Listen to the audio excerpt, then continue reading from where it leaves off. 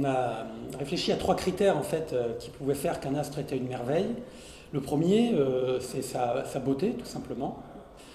Le deuxième, ça peut être ce qui nous apprend quelque chose de scientifique, quelque chose d'historique.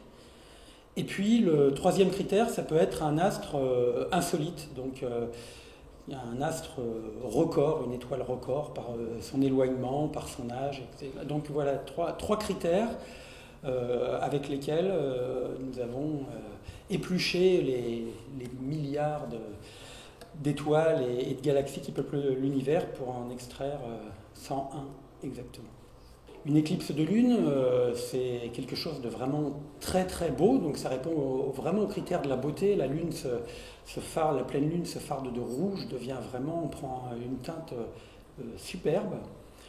Le deuxième aspect, c'est qu'une éclipse de lune va montrer le mouvement. Dans le chapitre système solaire, on a beaucoup parlé des mouvements qui sont à des échelles de temps vraiment humaines.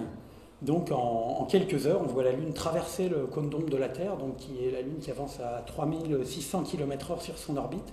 Donc on voit le mouvement du firmament sous nos yeux en temps réel. Ça, c'est très spectaculaire. Et puis il y a aussi un intérêt historique aux éclipses de Lune. Dès l'Antiquité, les savants grecs ont pu dire que la Terre était ronde à partir de la forme arrondie de l'ombre de la Terre sur la Lune. Ils ont pu calculer le diamètre, estimer le diamètre de la Lune, la distance Terre-Lune grâce aux éclipses. Des astres insolites, il y en a un certain nombre. Je pourrais vous citer par exemple l'étoile la plus lointaine visible à l'œil nu. L'étoile la plus lointaine visible à l'œil nu, c'est un petit point dans le ciel, donc c'est pas vraiment sa beauté en soi, parce qu'elle ne se distingue pas vraiment des 6000 autres étoiles que l'on peut voir à l'œil nu dans les deux hémisphères. Par contre, cette étoile, sa lumière a voyagé pendant 12 000 ans avant d'arriver sur notre rétine. Et comme c'est une étoile très vieille, qui est en fin de vie et qui menace d'exploser, ça se trouve, là, au moment où on parle, elle a explosé. Seulement, sa lumière va voyager pendant 12 000 ans, la lumière de son explosion, et donc on ne le saura qu'elle a explosé aujourd'hui que dans 12 000 ans.